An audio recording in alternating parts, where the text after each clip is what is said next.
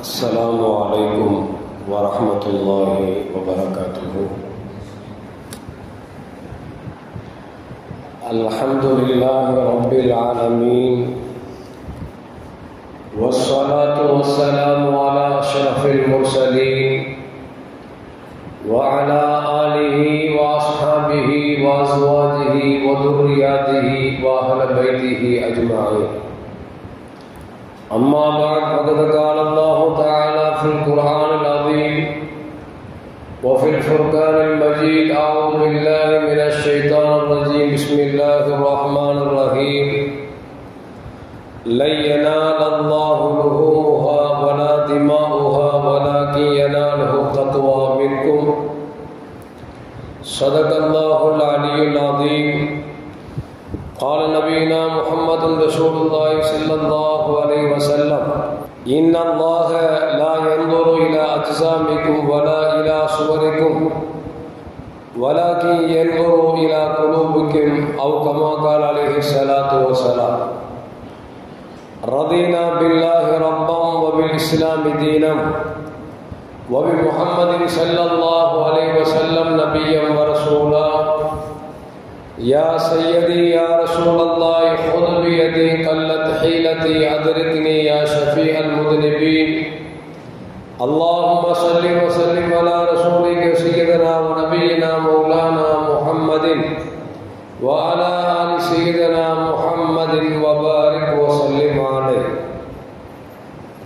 எல்லாம் புகழும் புகழ்ச்சியும் ஏக இறைவனாம் அல்லாஹ் ஒருவனுக்கு உரித்தாக்கி அகிலத்தின் அருள்கொடையாக வந்துதித்த நமது உயிரிலும் மேலான கண்மணி முஹம்மது ரசூலுல்லாஹி ஸல்லல்லாஹு அலைஹி வஸல்லம் அவர்கள் மீது ஸலவாத்தும் ஸலாமும் கூறியவனாக என் உரையை துவங்குகிறேன்.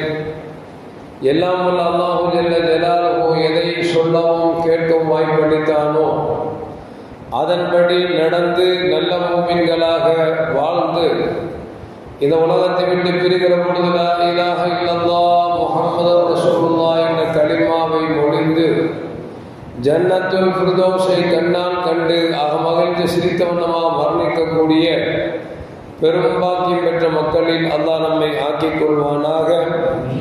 மரணித்தும் மரணிக்காத இறைநேசர்களின் கூட்டத்தில் நம்மை ஆக்கி அருள்வானாக. நாளை மறுமையில கண்மணி முஹம்மது ரசூலுல்லாஹி ஸல்லல்லாஹு அலைஹி வஸல்லம் அவர்களின் திரு கரங்களால் ஹவுதுல் கௌசர் என்கிற தடாகத்தில் நீர் பருகி அன்னாரின் ஷஃபாத்தை பெற்று அன்னாரின் கரம் பிடித்து ஜன்னத்துல் ஃபிர்தௌஸ் என்ற உயர்ந்த சொர்க்கத்தில் அவர்கள் பணியாளர்களாக அல்லாஹ் நம்மை ஆக்கிக் கொள்வானாக. எல்லாவற்றுக்கும் மேலாக இறை அன்பை பெற்று இறைவனை பார்த்து பரவசமடையக்கூடிய அவருடைய லிகாவையும் ரிதாவையும் பெற்ற மக்களாக அல்லாஹ் நம்மை ஆக்கிக் கொள்வானாக. அருமையான மூமின்களை, ஹஜ்ஜு பெருநாள் தினத்தை எதிர்நோக்கி அதற்கு முந்தைய நாள் அரஃபாவுடைய நாளில் நாம் எல்லாம் அமர்ந்திருக்கிறோம். அரஃபாவின் மகிமையை அறிந்தவர்கள் பெரும்பாலும் நோன்பை நோட்டிருப்பார்கள் என்கிற நன்னம்பிக்கையை வைக்கிறேன். அல்லாஹு ஜல்ல ஜலாலு நாம் நோட்டிருக்கிற நோன்புகளை அல்லாஹ் கபூல் செய்வானாக. அரஃபா என்கிற மைதானம் இருக்கிறது, மக்காவிலிருந்து சரியாக 22 கிலோமீட்டர் தூரத்திலும் மினாவிலிருந்து அரஃபாவிற்கு கிட்டத்தட்ட 15 கிலோமீட்டர் தொலைவில் இருக்கக்கூடிய ஒரு இடத்திற்கு பெயர் அரஃபா. அரஃபா என்று சொன்னாலே அறிந்து கொள்ளுதல் என்கிற அர்த்தத்தை கொண்டதுதான் அரஃபா என்கிற வார்த்தை. இந்த அரஃபா என்கிற அந்த இடம் இருக்கிறது, அதனுடைய சுற்று வட்டாரத்தை பார்க்கிற பொழுது நீளத்தால் 8 மைல்களும் அகலத்தால் 4 மைல்களையும் கொண்ட ஒரு நிலப்பரப்பிற்கு பெயர் தான் அந்த அரஃபா என்கிற இடம். 8 மைல் தூரம் நீளம் அளவிற்கும் அகலம் 4 மைல் என்று சொன்னால் இந்த இடத்திற்குள் ஒரே நேரத்தில் 20 லட்சம் மக்கள் ஒரே ஆடையை அணிந்து அல்லாஹ்விடத்தில் அமர்ந்து துஆ செய்கிறார்கள் என்று சொன்னால் அந்த இடம் எப்படிப்பட்ட இடம் என்பதை நம்மால் விளங்க முடிகிறது. அரஃபா என்கிற பெயரை ஏன் அந்த இடம் சுமந்தது என்று பார்க்கிற பொழுது வரலாறு நமக்கு சொல்லி காட்டுகிறது. கண்மணி முஹம்மது ரசூலுல்லாஹி ஸல்லல்லாஹு அலைஹி வஸல்லம் நமக்கு சொல்லித் தருகிறார்கள். ஆதம் அலைஹிஸ்ஸலாம் அவர்களும் அவருடைய மனைவி ஹவ்வா அலைஹிஸ்ஸலாம் அவர்களும் சொர்க்கத்தில் எதை செய்யக்கூடாது என்று இறைவன் சொன்னானோ அதை ஷைத்தானுடைய வலையில் சிக்கப்பட்ட ஆதம் அலைஹிஸ்ஸலாம் செய்ததின் காரணமாக உலகத்திற்கு அனுப்பி வைக்கப்பட்டார்கள்.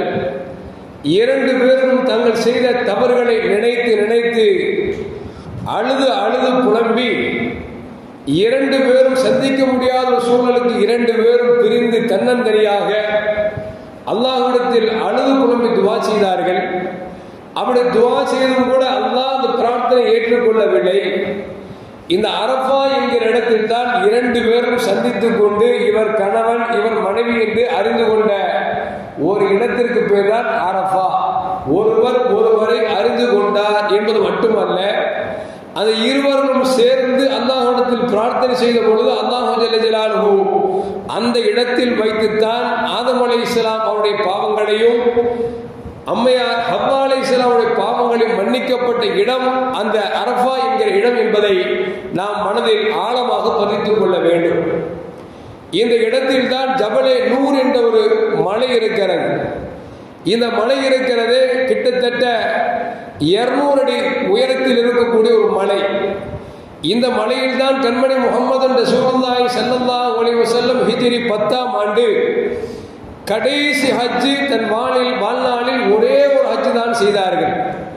அந்த ஜபலே நூரில் ஏறித்தான் பெருமானார் ஸல்லல்லாஹு அலைஹி வஸல்லம் தாங்கள் வாகனித்த கஸ்வா என்கிற ஒட்டகத்தின் மேலிருந்து ஒரு நீண்ட ஒரு பிரசங்கத்தை உலக மக்களுக்கெல்லாம் ஒரு அற்புதமான உரையை பொன்னெழுத்துக்களால் பொறிக்கப்படக்கூடிய ஒரு உரையை பிரசங்கத்தை நிகழ்த்தினார் என்பது வரலாறு நமக்கு சொல்லி காட்டுகிறது. இப்படி அரஃபா என்கிற அந்த இடம் இருக்கிறது. ஆதம் அலைஹிஸ்ஸலாம் ஹவ்வா அலைஹிஸ்ஸலாம் அவர்கள் சந்தித்துக் கொண்டாலும் கூட அவர்கள் பாவங்கள் மன்னிக்கப்பட்டாலும் கூட இன்னும் சொல்ல போனால் ஒருபடி வரலாற்று ஆசிரியர்கள் எழுதுகிறார்கள், அல்லாஹு ஜல்ல ஜலாலுஹு ஆதம் அலைஹிஸ்ஸலாம் அவர்களை படைத்து அவர்கள் முதுகு தண்டை அப்படியே தடவுகிற பொழுது உலகம் தோன்றியிருந்த உலகம் அழிகின்ற வரைக்கும் எத்தனை பேர் மனிதர்களாக இந்த உலகத்தில் பிறப்பார்களோ அத்தனை உயிர் ஜீவராசிகள் வெளிப்பட்டார்கள். அப்படி வெளிப்பட்ட பொழுது அல்லாஹு ஜல்ல ஜலாலுஹு கேட்டான், அலஸ்து பி ரப்பிக்கும், நான் அல்லவா உங்கள் இறைவன் என்று கேட்டான். அப்படி கேட்ட பொழுது உலகம் தோன்றியது உலகம் அழிகின்ற வரைக்கும் மனிதனாக பிறந்த அத்தனை பேர்களும் காலூ பலா, ஆம் நீ தான் இறைவன் எங்களை படைத்தேன் என்று சொல்லி அல்லாஹ்விடத்தில் வாக்குறுதி கொடுத்தார்களே, அந்த நிகழ்வு நடந்த இடம் அரஃபா மைதான் என்பதை வரலாறு நமக்கு சொல்லி காட்டுகிறது. மனிதன் அன்றைக்கு வாக்கு கொடுத்தான். ஆனால் இன்றைக்கு எல்லோரும் முஸ்லிம்களாக இருக்கிறோமா என்றால் இல்லை. அல்லாஹு ஜல்ல ஜலாலுஹு யாருக்கு ஹிதாயத்தை காமித்தானோ அவர்கள் மட்டும்தான் இன்றைக்கு முஸ்லிம்களாக வாழ்ந்து கொண்டிருக்கிறோம். அப்படி என்று சொன்னால் அந்த நிகழ்வை ஞாபகப்படுத்துவதற்காகத்தான் இன்றைக்கு முஸ்லிம்கள் இந்த ஹஜ் என்கிற பயணத்துக்கு சென்று அந்த அரஃபாவிலே போய் தங்குகிறார்கள். அரஃபா என்பது சாதாரணமான இடம் அல்ல. பெருமானார் ஸல்லல்லாஹு அலைஹி வஸல்லம் அல் ஹஜ் ஹுவ அரஃபா என்று சொல்வார்கள். ஹஜ் என்று சொன்னால் அரஃபாவில் தங்குவதுதான் ஹஜ் என்று சொன்னார்கள். ஒரு மனிதர் பிறை 9ஆவது அன்று அந்த அரஃபா மைதானத்தில் தங்க வேண்டும். அதற்கு முன்னால் 10 நாள் தங்குகிறார், 10 மாசம் தங்குகிறார். அந்த அரஃபாவுடைய தினத்தில் அவர் தங்கவில்லை என்று சொன்னால் அவர் ஒருபோதும் ஹாஜியாக ஆக மாட்டார். காரணம் என்று சொன்னால் ஹஜ் என்று சொன்னாலே எந்த வணக்கத்தை புரிகிறோமோ புரியவில்லையோ இந்த அரஃபா என்கிற மைதானத்தில் சற்று நேரமாவது அவர் அமர்ந்து அந்த இடத்தில் அமர்ந்தால்தான் அவர் ஹாஜி என்கிற பெயரை பெறுகிறார். ஹஜ் கபூலாக்கப்படுமே தவிர அந்த அரஃபா என்கிற இடத்தில் நாம் தங்கவில்லை என்று சொன்னால் அவர் எத்தனை கோடிகள் செலவு செய்தாலும் எத்தனை வருடங்கள் மக்காவில் தங்கினாலும் அவர் ஹஜ் செய்தவராக ஆக மாட்டார் என்பதை மார்க்கம் தெல்ல தெளிவாக சொல்லி காட்டுகிறது. அப்படி என்று சொன்னால் குறிப்பிட்ட ஒரு நாளில் ஒரு குறிப்பிட்ட நேரத்தில் அந்த இடத்தில் ஹஜ்ஜுக்காக வந்த அத்தனை லட்சக்கணக்கான மக்களும் ஒரே இடத்தில் அரஃபா என்கிற மைதானத்தில் தங்குகிறார்கள் என்று சொன்னால் உண்மை பெரும் பாக்கியம் என்பது என்ற மாற்று கருத்தும் அல்ல. அதனால்தான் பெருமானார் ஸல்லல்லாஹு அலைஹி வஸல்லம் ஹஜ் செய்யாத மத்த மூமின்கள் அந்த அன்றைக்கு நீங்கள் நோன்பு வையுங்கள். ஏனென்று சொன்னால் அந்த ஒரு நோன்பு 2 வருடத்தின் பாவங்களை அல்லாஹ் மன்னிக்க வேண்டும் நான் ஆசைப்படுகிறேன் என்று பெருமானார் ஸல்லல்லாஹு அலைஹி வஸல்லம் அந்த உத்தரவின் காரணமாக சின்னஞ்சிறு பிள்ளைகள் எல்லாம் இன்றைக்கு நோன்பு வைத்திருக்கிறார்கள். காலையில் பார்த்து ஃபஜ்ர் தொழுகைக்கு மதரசாவின் பிள்ளைகள் சாரையாக வந்திருந்தார்கள். பார்த்தால் ஆச்சரியமாக இருந்தது. இத்தனை நாட்களாக வராத பிள்ளைகள், உறக்கத்தில் இருக்கக்கூடிய குழந்தைகள் இன்றைக்கு ஃபஜ்ருக்கு வந்திருக்கிறார்கள் என்று சொன்னால் அந்த பிள்ளைகள் எல்லாம் பெருமானார் ஸல்லல்லாஹு அலைஹி சொன்னார் என்கிற ஒரே காரணத்திற்காக கடுமையான வெயிலும் கூட அரஃபாவில் நோன்பை வைத்திருக்கிறார்கள் என்று சொன்னால் மார்க்கத்தின் அறிவை குழந்தைகள் பெற்றிருக்கிறார்கள் என்பதை நம்மால் விளங்க முடிகிறது. அருமையான முஃமின்களே, அரஃபா என்பது சாதாரண நாள் அல்ல, ஒரு சிறந்த நாள், ஒரு மகத்தான நாள் என்பதை கண்மணி முஹம்மது ரசூலுல்லாஹி ஸல்லல்லாஹு அலைஹி வஸல்லம் நமக்கு சொல்லி காட்டுகிறார்கள். ஒரு கட்டத்தில் ஒரு யூதன் உமர் இப்னு கத்தாப் ரலியல்லாஹு தஆலா அவரிடத்தில் வந்தார். வந்து சொன்னான், உமரே, அல்லாஹ் ஜல்ல ஜலாலுஹு உங்கள் இறைவன் உங்களுக்கு ஒரு ஆயத்தை இறக்கி தந்திருக்கிறான். அந்த ஆயத்தை எங்களுக்கு இறக்கப்பட்டிருந்தால் நாங்கள் அந்த நாளை நாங்கள் என்ன செய்திருப்போம் என்று சொன்னால் பெருநாளாக திருநாளாக நாங்கள் ஆக்கியிருப்போம், கொண்டாடி இருப்போம் என்று சொன்னார். அப்பொழுது உமர் இப்னு கத்தாப் சொன்னாங்க, அது என்ன வசனம் என்று கேட்டார்கள். அப்பொழுதுதான் அந்த யூதன் சொல்லுகிறான், முஸ்லிம் இல்ல, யூதன் சொல்லுகிறான், அல் யௌமு அக்மல்து லக்கும் தீனக்கும் என்கிற அந்த வசனத்தை ஓதி காமித்து இந்த ஆயத்து இறக்கப்பட்ட அந்த நாளை நாங்கள் பெருநாளாக கொண்டாடி இருப்போம் என்று சொல்லும் பொழுது அப்பொழுதுதான் செய்த உமர் இப்னு கத்தாப் சொன்னார்கள், கத் அரஃப்னா தாலிகல் யௌம், அது எந்த நாளில் இறக்கப்பட்டது என்பதும் தெரியும், வல் மகான் அல்லதி எந்த இடத்தில் இறக்கப்பட்டது என்பது எங்களுக்கு தெரியும் என்று சொல்லிவிட்டு உமர் சொல்கிறார்கள், அந்த நாள் பெருமானார் ஸல்லல்லாஹு அலைஹி வஸல்லம் அரஃபாவில் ஜும்மாவுடைய நாள் நின்று கொண்டிருக்கிற பொழுதுதான் அந்த ஆயத்து இறங்கியது. எனவே எங்களுக்கு பெருநாள் என்பது மட்டுமல்ல, ஜும்மா என்கிற பெருநாளும் கூட எங்களுக்கு 2 பெருநாள் ஒன்றாக இருந்தது என்று சொல்லி உமர் கத்தாப் ரலியல்லாஹு தஆலா அவர்கள், நீ என்ன பெருநாளாக கொண்டாடுவது, இறக்கப்பட்டதே பெருநாளில் தான் இறக்கப்பட்டது என்று சொல்லி உமர் கத்தாப் ரலியல்லாஹு தஆலா அவர்கள் அந்த யூதனுக்கு பதில் சொன்னார் என்பது வரலாறு நமக்கு சொல்லி காட்டுகிறது. இதிலிருந்து ஒரு தெரிய வருகிறது என்னோடு சொன்னால், இன்றைக்கு நமக்கு அரஃபாவுடைய நாள், ஆனால் ஹாஜிகளை பொறுத்தவரைக்கும் அவர்களுக்கு நேற்றே அரஃபாவுடைய நாள் முடிந்து விட்டது. என்ன ஹாஜிகளுக்கு அரஃபாவுடைய நாள் ஒரு நாள், நமக்கு ஒரு நாளா என்று சொன்னால் மார்க்கம் அப்படித்தான் சொல்லுகிறது. ஏனென்று சொன்னால் அவரவர் இடங்களில் பிறை பார்க்கப்பட்டால் அந்த பிறை பார்க்கப்பட்ட நாளிலிருந்து 9வது நாள் அரஃபாவுடைய நாள். அப்படி பார்க்கிற பொழுது சவுதியிலே நமக்கு ஒரு நாளைக்கு முன்னால் பிறை பார்க்கப்பட்டதால் ஹாஜிகளுக்கு நேற்றே அரஃபாவுடைய தினம் முடிந்து விட்டது. ஆனால் தமிழகத்தில் ஒரு நாளைக்கு பிறகுதான் பிறை பார்க்கப்பட்டதன் காரணமாக இன்றைக்கு நபிகள் நாயகம் ஸல்லல்லாஹு அலைஹி வஸல்லம் சொல்லின்படி இன்றைக்கு ஹஜ் பெருநாளுடைய பிறை 9 என்பதால் இன்றைக்கு நமக்கு அரஃபாவுடைய நாள் என்பதை நாம் விளங்கிக் கொள்ள வேண்டும். இன்னும் சொல்ல போனால் நபிகள் நாயகம் ஸல்லல்லாஹு அலைஹி வஸல்லம் அரஃபாவுடைய நாளும் ஜும்மாவுடைய நாளும் ஒன்று சேர்ந்து விட்டது என்று சொன்னார். உதாரணத்துக்கு நேற்று அவங்களுக்கு அரஃபாவுடைய நாள் ஆயிடுச்சு, ஒருவேளை இன்னைக்கு ஜும்மாவுடைய நாள் அரஃபாவுடைய நாளாக இருந்தால் அதற்கு பேர் தான் ஹஜ்ஜுல் அக்பர் என்று சொல்வார்கள், பெரும் ஹஜ் என்று சொல்வார்கள். நபிகள் நாயகம் ஸல்லல்லாஹு அலைஹி வஸல்லம் ஒரு ஜும்மாவில் அரஃபாவுடைய நாள் வந்துவிட்டது என்று சொன்னால் ஹாஜிகளுக்கு அது 70 ஹஜ்ஜை செய்தால் என்ன நன்மையோ அந்த நன்மை பெற்று தரக்கூடிய ஹஜ்ஜுல் அக்பர் கிடைக்கும் என்று பெருமானார் ஸல்லல்லாஹு அலைஹி வஸல்லம் சொல்லித் தருகிறார் என்று சொன்னால் அல்லாஹ் ஜல்ல ஜலாலுஹு ஹஜ்ஜுல் அக்பரிலே ஹஜ் செய்யக்கூடிய பாக்கியத்தை நம் அனைவருக்கும் தந்தருவானாக. அருமையான மக்கள், எதற்கு சொல்லுவார்கள் என்று சொன்னால் இந்த அரஃபாவுடைய நாள் என்பது நமக்கு இன்றைக்கு எப்படி கிடைத்திருக்கிறது என்று சொன்னால் பொதுவாக ஜும்மாவுடைய நாள் ஏழைகளில் பெருநாள் என்று பெருமானார் ஸல்லல்லாஹு அலைஹி வஸல்லம் இருக்கிறார்கள். அதனால்தான் நீங்கள் வெள்ளிக்கிழமை மட்டும் நீங்கள் நோன்பு வைக்க வேண்டாம் என்று பெருமானார் ஸல்லல்லாஹு அலைஹி வஸல்லம் நமக்கு உத்தரவு கொடுத்திருக்கிறார்கள். ஆனால் இன்றைக்கு பாருங்களேன், நமக்கு ஜும்மாவுடைய நாள்ல அரஃபாவுடைய நாள் கிடைச்சிருக்கு அப்படின்னா நாம் பெரும் பாக்கியம் பெற்றவர்கள். ஏன்னு சொன்னால் ஜும்மாவுடைய நாளை கேட்கக்கூடிய துஆக்களும் அல்லாஹ் இல்லை என்று சொல்லாமல் உடனுக்குடனே கபூல் செய்கிறான் என்று பெருமானார் ஸல்லல்லாஹு அலைஹி வஸல்லம் இருக்கிறார்கள்.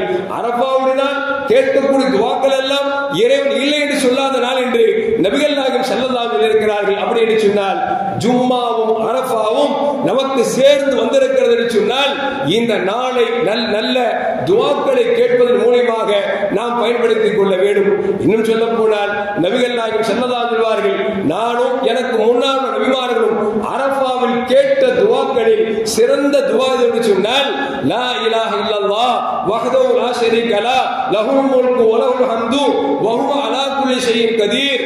இந்த துஆ தான் ஆக சிறந்த துவா என்று பெருமானார் ஸல்லல்லாஹு அலைஹி இருக்கிறார்கள். அப்படி என்று சொன்னால் இந்த நாளில் இந்த துவாக்களை அதிகம் ஓத வேண்டும் என்பதை பெருமானார் ஸல்லல்லாஹு அலைஹி நமக்கு சொல்லித் தருகிறார்கள். அருமையான மக்களே, இப்படி அரஃபா என்கிற நாள் இருக்கிறது, ஆகச் சிறந்த நாளாக இருந்தாலும் கூட அதற்கு அடுத்த நாள் பெருநாள் இருக்கிறது.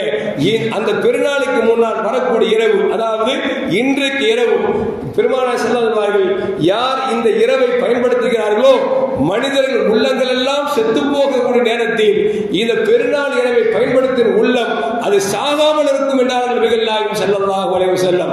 இன்னொரு ஹதீஸில் பெருமானார் சொல்வார்கள், இறைவன் கேட்டால் இல்லை என்று சொல்லாத நாட்களில் 1, 2 பெருநாட்களில் இரவு என்று பெருமானார் ஸல்லல்லாஹு அலைஹி வஸல்லம் தருகிறார்கள். எனவே இன்றைக்கு வர இருக்கிற இரவு இருக்கிறதே பெருநாள் இரவு, அந்த இரவில் முடிந்த வரைக்கும் வணக்கத்தை செலுத்த வேண்டுமாய் பெருமானார் ஸல்லல்லாஹு அலைஹி வஸல்லம் நம்மிடத்தில் அன்பாக கேட்டுக் கொள்கிறார்கள் என்று சொன்னால், நாம் விடிய விடிய தொழுகாவிட்டாலும், விடிய விடிய குர்ஆனை ஓதாவிட்டாலும், விடிய விடிய நாம் திக்ர்களை செய்யாவிட்டாலும், குறைந்தபட்சம் ஒரு தஹஜ்ஜுத் தொழுகையா தொழுது விட்டோம் என்று சொன்னால் இந்த இரவை பயன்படுத்தி விட்டோம் என்பதை நம்மால் விளங்க முடிகிறது. எனவே அல்லாஹ் ஜல்ல ஜலாலுஹு அப்படிப்பட்ட நசீப் நமக்கு தந்தருவானாக. அருமையான மக்களே, நான் பயானின் ஆரம்பத்தில் ஓதிய துவா குர்ஆன் ஷரீஃப் நமக்கு சொல்லி காட்டுகிறது, லை யனாலல்லாஹு லுஹூமுஹா வலா திமாவுஹா வலாக்கின் யனாலுஹு தக்வா. நாளை பெருநாள் தொழுகை முடிந்தவுடன் நாம் எல்லாம் வாங்கியிருக்கிற குர்பானிகளை அறுத்து பலியிட இருக்கிறோம் அல்லவா, அதை குறித்து அல்லாஹ் சொல்கிறான், லை யனாலல்லாஹு லுஹூமுஹா வலா திமாவுஹா வலாக்கின் யனாலுஹு தக்வா. அல்லாஹ் உங்களிடமிருந்து எந்த மாமிசத்தையும் பெறப்போவதில்லை, வலா திமாவுஹா இரத்தத்தையும் குடிக்க போவதில்லை. ஏனென்று சொன்னால் அவன் தேவையற்றவன், அவன் உணவு தண்ணீருக்கெல்லாம் அப்பாற்பட்டவன், தேவையற்றவன். அவன் தான் சமதாக இருக்கிறான், தேவையற்றவனாக இருக்கிறான். உலகத்தில் இருக்கக்கூடிய எல்லா ஜீவராசிகளும் அவனிடத்தில் தேவையுள்ளவர்களாக இருக்கிறோம். எனவே அல்லாஹ் சொல்கிறான், நீங்கள் கொடுக்கக்கூடிய பிராணிகளில் நான் கரியை அல்லாஹ் ஏற்றுக்கொள்ளப் போவதில்லை, நீங்கள் கொடுக்கக்கூடிய ஓடுகிற ரத்தத்தை ஏற்றுக்கொள்ளப் போவதில்லை. வலாக்கின் யனாலுஹு தக்வா, தக்வாவைத்தான் அல்லாஹ் பார்க்கிறான், தக்வாவைத்தான் அல்லாஹ் பார்க்கிறான் என்பதை அல்லாஹ் ஜல்ல ஜலாலுஹு நமக்கு சொல்லி காட்டுகிறான். இன்னொரு ஹதீஸிலே நபிகள் நாயகம் ஸல்லல்லாஹு அலைஹி சொன்னதாக அபூ ஹுரைரா ரலியல்லாஹு தஆலா சொல்வார்கள், லா யன்துர் இலா அஜ்சாமிக்கும், அல்லாஹ் உங்கள் உடலை பார்க்க போவதில்லை, வலா இலா சுவரிக்கும், உங்களுடைய தோற்றத்தை பார்க்க போவதில்லை, வலாக்கின் யன்துரு இலா குலூபிக்கும், அல்லாஹ் உங்களிடத்தில் பார்ப்பதெல்லாம் உங்கள் உள்ளத்தை பார்க்கிறான் என்று பெருமானார் ஸல்லல்லாஹு அலைஹி சொல்கிறார்கள்.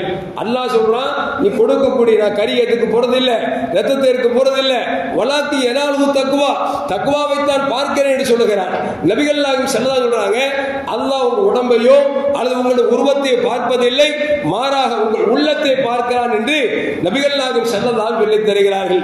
இன்னொரு ஹதீஸில் பெருமானார் சொல்வாங்க, இன்ன ஃபில் ஜஸதி முலகத்துன், உடலிலே ஒரு சதை துண்டு இருக்கிறது, இதா ஸலஹத் ஸலஹத்து குல்லுஹு, அந்த சதை துண்டு சீர்பட்டு விட்டால் எல்லாம் சீர்பட்டு விடும், அது கெட்டுவிட்டால் உடலெல்லாம் கெட்டுவிடும் என்று பெருமானார் ஸல்லல்லாஹு சொல்லிவிட்டு சொல்கிறார்கள். அலா வஹியல் கல்ப், அதுதான் உள்ளம் என்று பெருமானார் ஸல்லல்லாஹு சொன்னார்களே.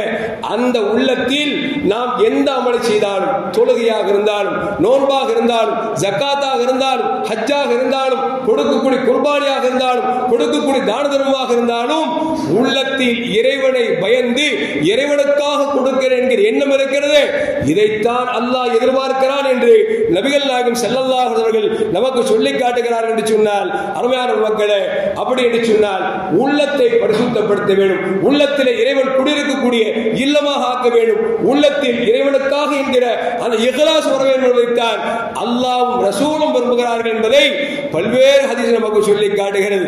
சுயில அத்துஸ்தரி, துஸ்தரி என்கிற இமாம் அவர்கள் சொல்லுகிறார்கள், ஐயு ஷையின் அஸத்து அலன் நஃப்ஸ், ஆத்மாவுக்கு எது கடினமான செயல் என்று சொன்னால் அல் இஹ்லாஸ், மன தூய்மை இருக்கிறது, அது வர்றது ரொம்ப கஷ்டங்க. மன தூய்மை சொல்லலாம், அல்லாஹ்வுக்காக கொடுத்தாங்க அப்படின்னு சொல்லிடலாம், ஆனால் மன தூய்மை கொண்டு வருவது என்பது ஒரு சாதாரண விஷயம் அல்ல, மிக கடினமான விஷயம். அதனால்தான் பெருமானார் சொன்னார்கள், அந்த உள்ளம் சரிபட்டு விட்டால் எல்லாம் சரிபட்டு விடும் என்று சொன்னார்களே.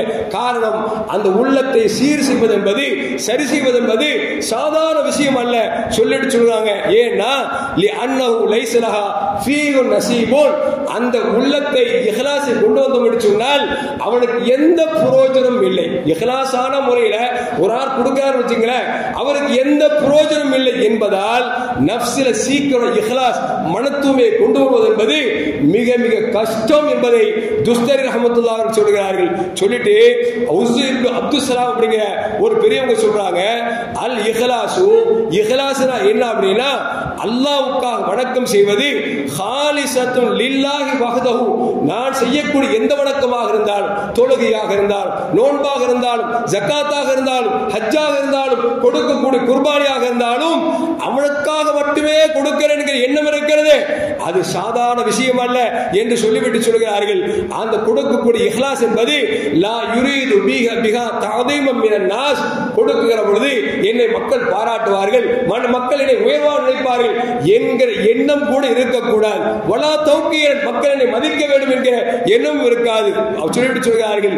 அதுபோன்று வலா ஜல்ப நஃபா தீனி, இதை கொடுப்பதால் என் மார்க்கத்தில் எனக்கு ஏதாவது பயன் கிடைக்கும் என்றும் எண்ணம் கூடாது. அது மட்டுமல்ல வலா தஃபா தரர் துன்யவி, இந்த குர்பானை கொடுப்பதால், நல்ல வணக்கங்கள் செய்வதால் எனக்கு அல்லாஹ் உலகத்தில் எனக்கு வீடு கொடுப்பான், அப்படி அதை தருவான் இதை தருவாங்கிற எண்ணம் கூட இருக்கக்கூடாது. அப்படிப்பட்ட பேர் தான் இஹ்லாஸ் என்று சொல்லி தருகிறார்கள். அருமையான மக்களே, கொஞ்சம் யோசித்து பாருங்கள். கொடுக்கிற பொழுது நாம் அல்லாஹ்வுக்காக கொடுத்தாலும் கூட என்ன நினைக்கிறோம்? அல்லாஹ் நான் கொடுக்கக்கூடிய குர்பானி மூலியமாக என் வாழ்க்கை சிறப்பாக்கி தருவாயாக, என் பிள்ளைகள் வாழ்க்கை சிறப்பாக்கி தருவாயாக, எனக்கு இதுபோன்ற பல படங்கள் எனக்கு வாழ்வாதாரத்தை தருவாயாக எதிர்பார்க்கிறோம் அல்லவா?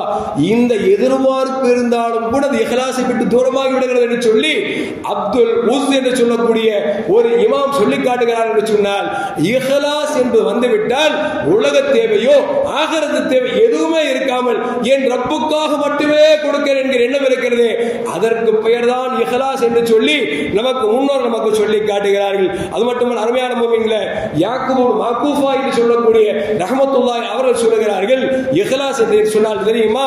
அல் முஹ்லிசு, முஹ்லிஸ் என்றால் யார் என்றால் மை யக்துமு ஹஸனாத்திஹி கமா யக்துமு ஸய்யிஆத்திஹி. ஒரு மனிதன் தப்பை செய்து விட்டான், தவறை செய்து விட்டான், குற்றம் செய்து விட்டான், குற்றம் செய்தவன் என்றைக்காவது பப்புளைக்கு நின்று நான் இந்த குற்றத்தை செய்து விட்டேன், திருடி விட்டேன், விபச்சாரம் செய்து விட்டேன், என் தாயை அடித்து விட்டேன் என்று என்றைக்காவது செய்த குற்றத்தை பகிரங்கப்படுத்துவானா? ஒருபோதும் பகிரங்கப்படுத்த மாட்டான். ஒருவேளை தெரிந்தாலும் கூட மறைக்க சொல்லுவான். அப்படித்தானே மறைப்பதற்கு விரும்புவான். எப்படி ஒரு குற்றத்தை செய்துவிட்டு யாருக்கும் தெரியக்கூடாது என்று நினைக்கிறானோ அதுபோல நன்மையான அமல்களை செய்துவிட்டு யாருக்கும் தெரியக்கூடாது என்று விரும்புகிறானே அவன்தான் முஹ்லிஸ் என்று சொன்னார்கள். யாக்கூப் மக்கூஃப் என்று சொல்லக்கூடிய ஒரு இமாம் என்று சொன்னால், அருமையான மக்களை, இன்றைக்கு என்ன நிலை இருக்கிறது என்பதை கொஞ்சம் சீர்தூக்கி பார்ப்பதற்கு கடமைப்பட்டிருக்கிறோம். அருமையான மக்களை, சொல்வது எதற்கென்று சொன்னால், நாம் செய்யக்கூடிய அமலை அல்லாஹ்வுக்காகத்தான் செய்கிறோம். அந்த அமலை நாம் ஒருபோதும் பார்த்து விடக்கூடாது, பிறரை பாராட்டி விடக்கூடாது என்ற எண்ணத்தில் நாம் செய்கிற பொழுது நாமும் முஹ்லிஸாக மாறிவிடுவோம்.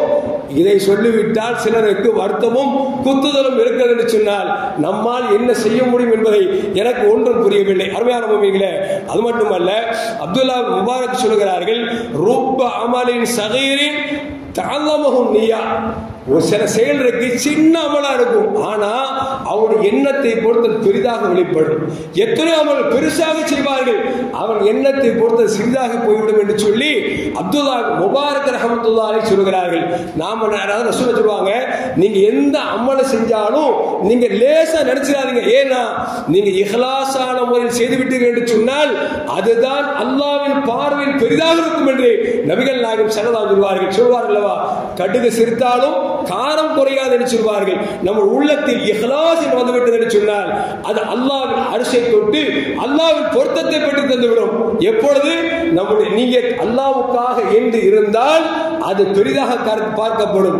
நம்முடைய எண்ணத்தில் நாம் பிறர் பார்க்க வேண்டும் என்கிற எண்ணத்தில் கொடுத்து விட்டு சொன்னால், நாம் உகது மலை அளவுக்கு தங்கத்தை தர்மமாக கொடுத்தாலும் அல்லாஹ்வின் பார்வையில் அது மிக மிக அற்பம் என்று நமக்கு அப்துல்லா முபாரக் ரஹ்மத்துல்லாஹி அவர்கள் நமக்கு சொல்லி காட்டுகிறார்கள். அருமையான முஃமின்களே, நாம சில 2015 வெள்ளம் வந்துச்சு பாத்தீங்களா?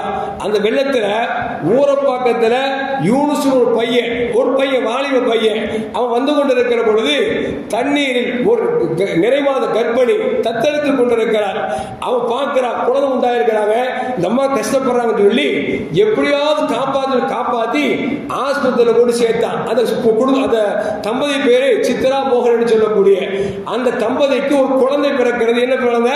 பெண் குழந்தை பிறக்குது. பெண் குழந்தைக்கு என்ன பேர் வைப்பாங்க? அவங்க ஜாதியில அவங்க பேர் வைப்பாங்க, அப்படிதானே? இந்த யூனுஸ்ங்கிறவன் இந்த பையன் வாலிபர் என்ன செய்யறாரு சொன்னால் காப்பாற்றிக் கொண்டு ஆஸ்பத்திரியில் சேர்க்கிறார். சேர்த்து குழந்தை பிறந்தவுடன் அந்த பெண் குழந்தைக்கு யூனுஸ் என்று பெயர் வைக்கிறார். உலகமெல்லாம் பப்ளிக் ஆகிவிட்டார். உலகமெல்லாம் பகிரங்கமாக்கப்பட்டது மட்டுமல்ல, வரலாற்றில் நெட்ல போய் தட்டி பார்த்தீங்கன்னா உடனே நெட் சொல்லுகிறது 2015 கற்பனை காப்பாற்றி இளைஞன் யார் என்று கேட்டால் யூனுஸ் சொல்லுகிறது என்று சொன்னார். யூனுஸ் அழைத்து செல்கிற பொழுது என் ரப்புக்காக என் ரப்பு சொன்னானே, ஒருவர் கஷ்டப்படுகிற பொழுது அவர்களை காப்பாற்ற சொன்னானே என்ற ஒரே நோக்கத்திற்காக, பப்ளிக் இல்ல, ஒரே சின்ன எண்ணத்தின் காரணமாக ஆஸ்பத்திரியில் சேர்த்தார். நினைத்து பார்க்கவில்லை அவர்களுக்கு பிறந்த குழந்தைக்கு கூட தன் பெயரை வைத்திருக்கிறார் என்று சொன்னால் அதைத்தான் நமக்கு அப்துல்லா முபாரக் சொல்கிறார்கள். நீங்கள் சின்ன அமலை செய்தாலும் எண்ணம் எப்படி இருக்கிறதோ அதை அல்லாஹ் பகிரங்கமாக பன்மடங்காக அல்லாஹ் பெருக்கி தருவான் என்று அல்லாஹ் சொன்னானே. அந்த செயலை யூனுஸின் விஷயத்தில் கண்ணால் பார்த்துக் கொண்டிருக்கிறோம். எத்தனையோ பேர் மூலம் கிடைக்கிறதற்காக நான் அப்படி செய்கிறேன் இப்படி செய்கிறேன் என்று சொல்கிறார்கள். கடைசியில் அசிங்கத்தை பெற்றார் என்பதும் நமக்கு வரலாறு நமக்கு சொல்லி காட்டுகிறது சொன்னால், அருமையான மக்களே, எதை செய்தால் இஹ்லாஸோடு செய்யுங்கள் என்பதற்குத்தான் நாம் கடந்த வாரத்தில் சொன்னோம். ஒரு ஆடை நீங்கள் 1 லட்சம் ரூபாய்க்கு வாங்காதீர்கள். ஏன்னு சொன்னால் கம்பீரம் என்பது வேறு, கௌரவம் என்பது வேறு. கம்பீரத்திற்காக காசு கொடுக்கலாம், கௌரவத்திற்காக காசு கொடுக்க கூடாது. கௌரவம் உதாரணத்தில் போனா ஒரு கார் அம்பாசிடர் கார் வாங்கலாம்னு வச்சுங்க. அந்த அம்பாசிடர் கார் உதாரணத்துக்கு சொல்றேன், 20,000 ஆடணும்னா அஜித்ல கொண்டு 20,000 கொடுங்க, அஜித் 20,000 ஆடு வாங்கி தரேன்னு சொல்லாதீங்க. ஒரு உதாரணத்துக்கு அம்பாசிடர் கார் 10 லட்சம் ரூபான்னு வச்சுங்களேன்.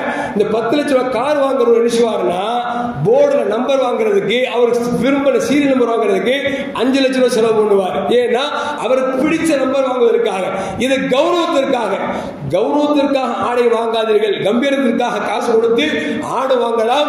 வாங்கினாலும் கூட அதில் இஹ்லாஸ் இருக்க வேண்டும் என்றுதான் நாம் சொன்னமே தவிர பெரும் பெரும் ஆடுகள் வாங்கியவர்களை நாம் பெருமைக்காக கொடுக்கிறார் என்று நாம் சொல்ல போவதில்லை, சொல்லவும் மாட்டோம், சொல்லவும் கூடாது என்பதை மார்க்க நமக்கு தெளிவாக சொல்லி காட்டுகிறது. இருந்தாலும் கூட கொடுக்குகிற பொழுது நம்முடைய எண்ணங்கள் எப்படி இருக்க வேண்டும் என்பதை என்னை பின்பற்றக்கூடிய மாமூன்களுக்கு நான் உரை நிகழ்த்துகிறேன் தவிர யாரையும் கொச்சைப்படுத்துவதற்கோ அசிங்கப்படுத்துவதற்கோ எனக்கே தகுதி இல்லை என்பதை நானே சொல்லிக் கொள்கிறேன். எனவே என் வார்த்தையில் தடிப்பம் இருக்காது.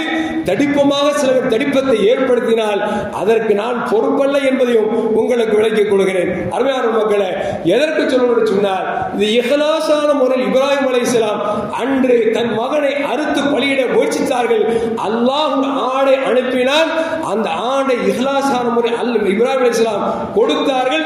அந்த இஹ்லாஸின் வெளிப்பாடு தான் அன்றைக்கு ஒரு ஆடை கொடுத்தார்கள். இன்றைக்கு உலகம் எல்லாம் 1000 அல்ல, 1 லட்சம் அல்ல, பல கோடி ஆடுகளை இன்றைக்கு கொடுத்தது மட்டுமல்ல, உலகம் அழிவு நாள் வரைக்கும் ஒரு செயல் நின்று கொண்டே இருக்கிறது என்று சொன்னால் காரணம் என்னோடு சொன்னால் இப்ராஹிம் அலைஹிஸ்ஸலாம் கொடுத்த இஹ்லாஸான எண்ணம் அல்லாஹ் பிரதிபலிக்க வைத்தான்.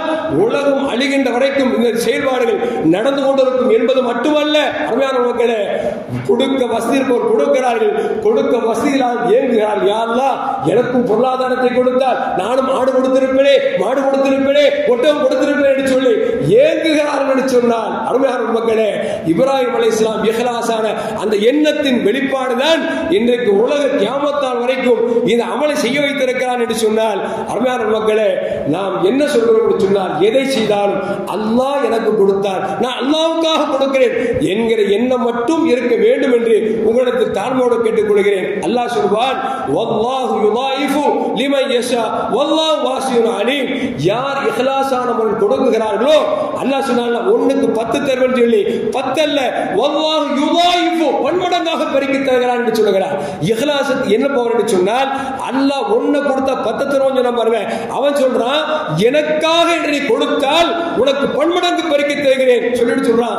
வல்லாஹு வாசியுன் அலீம். அல்லாஹ் கஞ்சன் அல்ல வாசியுன் அலீம் மிக விசாலமானவன் என்று சொல்லி அல்லாஹ் சொல்கிறான் என்று சொன்னால் அருமையான மக்களே நாம் அல்லாஹ்வுக்காக கொடுக்க வேண்டும் என்பதை நாம் மறந்துவிடக் கூடாது. அதனால்தான் இப்ராஹிம் அலைஹிஸ்ஸலாம் சொல்வார்கள் குல் நபியே நீங்கள் சொல்லுங்கள் இன்ன ஸலாத்தி என் தொழுகை வ நுசுக்கி நான் கொடுக்கக்கூடிய இந்த குர்பானி வ மஹ்யாய வ மமாதி நான் வாழ்கிற வாழ்க்கை என்னுடைய இறப்பு எல்லாம் லில்லாஹி ரப்பில் ஆலமீன் எல்லாம் அல்லாஹ்வுக்கு என்று சொல்லுங்கள் என்று இப்ராஹிம் அலைஹிஸ்ஸலாமை பார்த்து அல்லாஹ் சொல்கிறான் என்று சொன்னார். அந்த இப்ராஹிம் அலைஹிஸ்ஸலாம் வாழுகிற காலத்தில் ரப்புக்காக வாழ்ந்தார்கள், ரப்புக்காக அனுப்படித்தார்கள் என்பதால் தான் இன்றைக்கு எத்தனையோ ஆயிரம் ஆண்டுகள் கடந்தும் இன்றைக்கு இப்ராஹிம் அலைஹிஸ்ஸலாம் பேசிக் கொண்டிருக்கிறோம் என்று சொன்னால் அந்த மன தூய்மை என்பதை நம்மால் விளங்க முடிகிறது.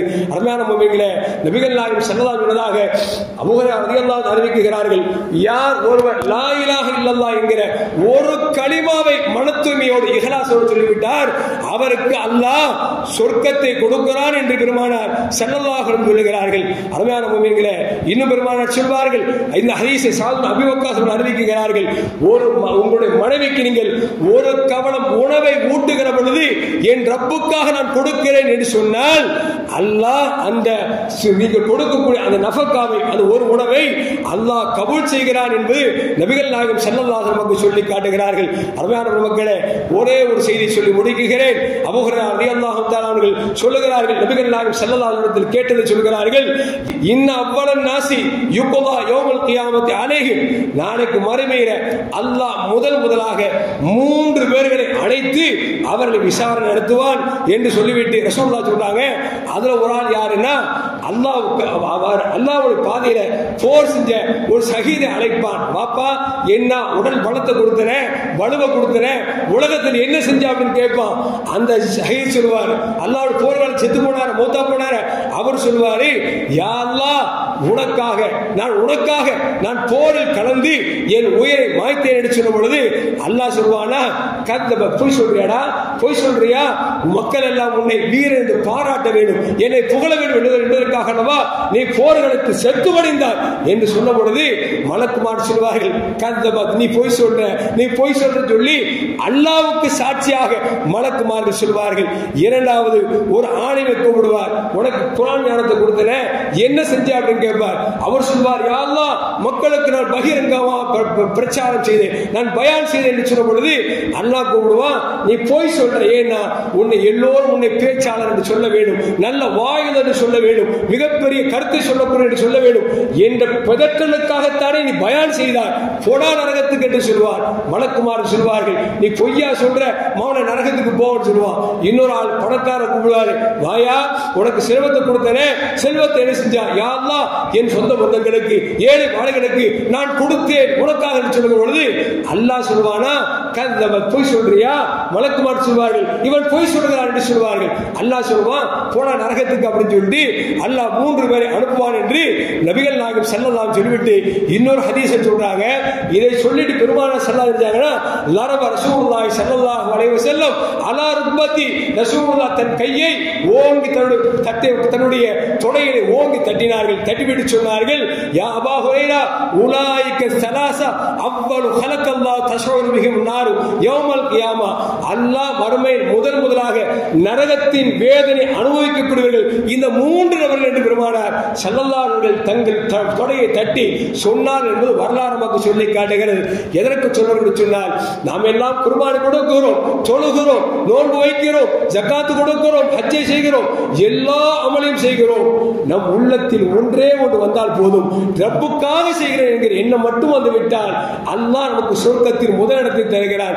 பிறர் மக்கள் பார்க்கிறார் என்பதற்காக செய்துவிட்டோம் என்று சொன்னால் நரகத்தினுடைய ஜுவாலை அனுபவிக்கிறோம் என்று சொன்னால் கொடுத்தும் நரகத்துக்கு போவதை விட கொடுத்தும் சொர்க்கத்திற்கு போவதை சொன்னால் என் உள்ளத்தில் அல்லாஹ்வை தவிர வேறு எதுவும் இல்லை ரப்புக்காக கொடுக்கிறேன் என்கிற எண்ணம் மட்டும் வர வேண்டும். அப்படிப்பட்ட நல்ல மூமின்களின் கூட்டத்தில் எதையும் உங்களையும் ஆக்கி அருள்வானாக. அஸ்ஸலாமு அலைக்கும் வரஹ்மத்துல்லாஹி வபரகாத்துஹு.